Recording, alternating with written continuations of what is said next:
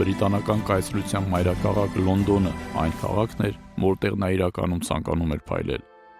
Եվ նա իսկապես փայլեց։ Կարծես գալուստը գտել էր ինքն իրեն եւ իր իրական կոչումը։ Կոչում, որը խոշոր, բայց սովորական գործարար Գյուլբենկյանին դարձրեց 19-ից 20-րդ դարերի ամենաազդեցիկ եւ ամենահարուստ գործարար դեմքերից մեկը։ Դժվար է թվարկել բոլոր այն գործարքները, որոնցում Գյուլբենկյանը ինչ-որ կերպ ներգրաված է եղել։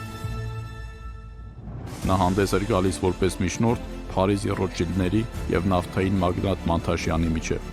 Մասնակցել է Asiatic Petroleum Company-ի եւ Ռուսաստանի մեծ ընկերությունների հետ բանակցություններին, որոնք վերահսկվում էին հայերի կողմից։ Մասնակցել է Royal Dutch Petroleum Company-ի եւ Shell Transport and Trading Company-ի միավորմանը։ Նա եղել է թուրքական նավթային ընկերության հիմնադիրներից մեկը։ Մեծ դեր է խաղացել Մերձավոր Արևելքում նավթի վերամշակման կոնցեսիաների ստացման գործում։ Շատ կարևոր դեր է ունեցել նավթի շուկայում ամերիկյան մոնոպոլիային վերջ դնելու գործում, ստեղծելով ազգային կարտելներ եւ ընդլայնելով արդյունաբերությունը։